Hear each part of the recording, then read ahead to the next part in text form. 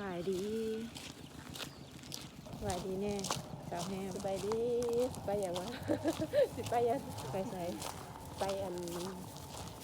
ไปเฮือนอัน คนจำ วันจ้ำมื้อนี้อันเดือน3เอาไว้3ค่ำนะ แม่ แต่อันบ้านเฮาและประเพณีแหละเพิ่นอัน จะไปเลี้ยงไม่มีซักรักเมือง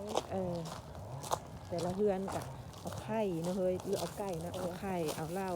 ไก่กระไรเขาคืออะไรนี่ เดี๋ยวเฮาก็มี ลูกข้าว มีไข่มีข้าว เพื่อนเหล้า มีเทียนมีจักหน่อยแต่ละเฮือน สิพากันไปเสร็จแล้วน้อยถ้าเอาบัตรน้ำเด็กน้อยให้เด็กน้อยไปซื้อบัตร ว่า อั อั น น นี้เขาบันลัง เดี๋ยวเฮาถ่าไปเบิ่งนะในสิไปหอเอาไข่เอาหยังไปให้เพิ่นแล้วกันเอาไปหอคือคนหลายจังเลย Dòng cái mình lại cái này thế là nó dòng hai có tên nó được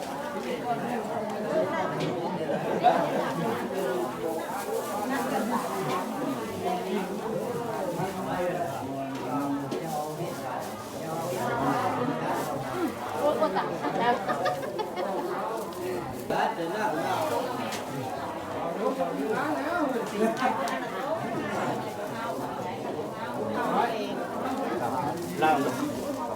เข้ายกขึ้นมาเล่าเข้ามาบ้าง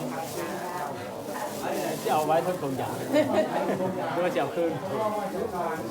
นั่นแหละ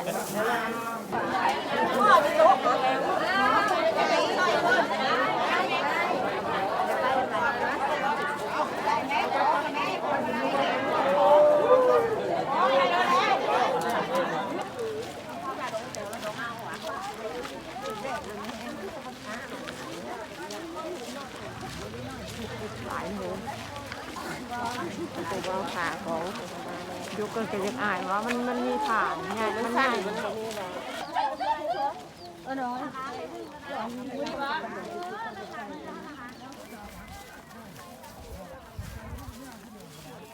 ชายเป็นคนข้างหลังก่อนเด้อ แม่ดูแล้วก็เฮ็ดตะเก้า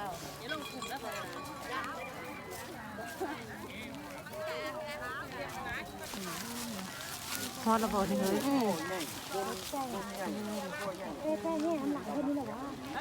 จะแห่น้ำหลังเท่านี้ยังมัน ได้แห่ บ้าบ่ได้แห่หนังเลย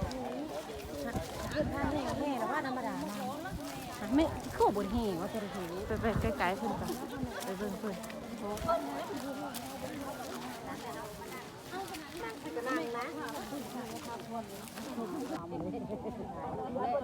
มาฮอดแล้ว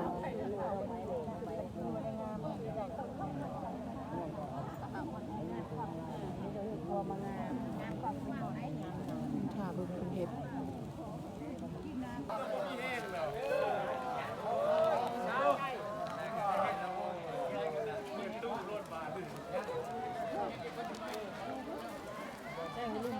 แดงนี่ละ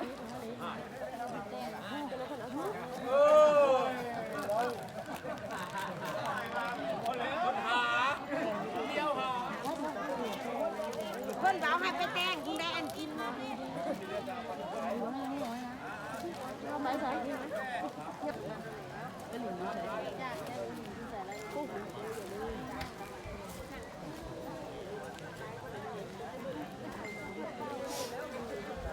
ฮัลโหล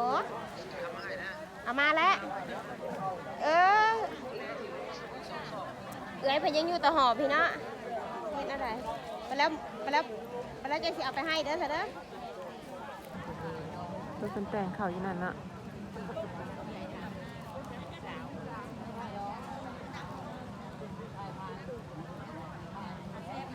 เอาให้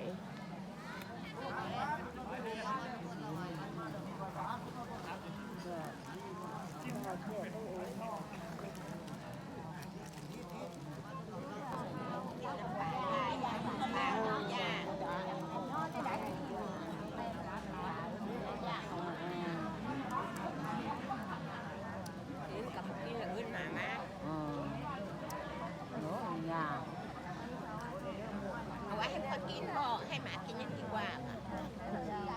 หวานแท้ๆ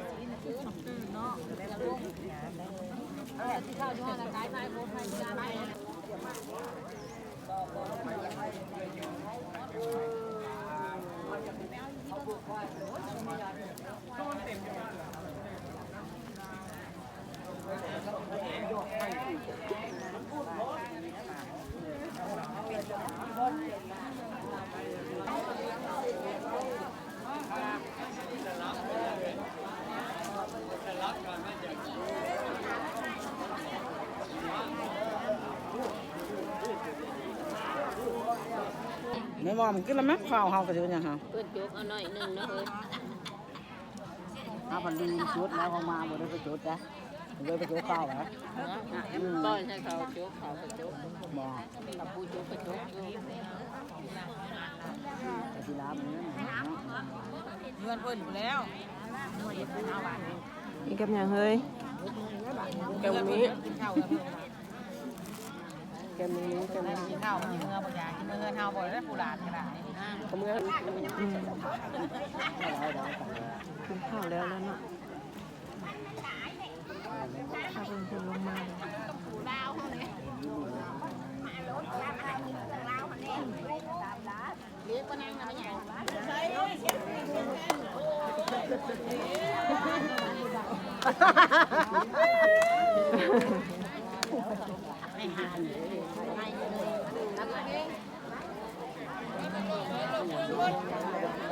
ต้มจัดนี่คือ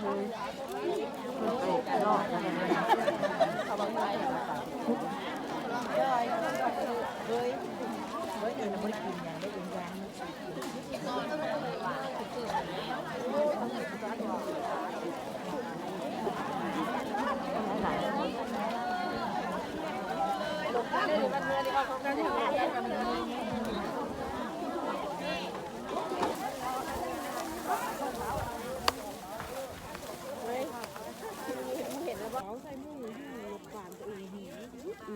เมื่อได้ปะเนี่ย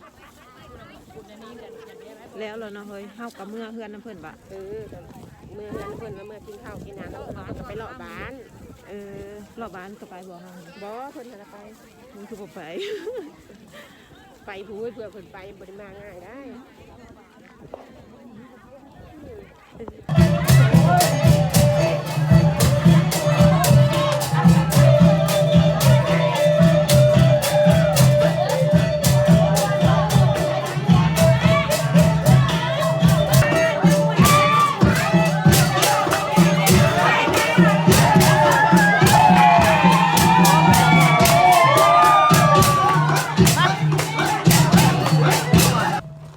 พิธีการของเฮาก็สำเร็จแล้วเนาะ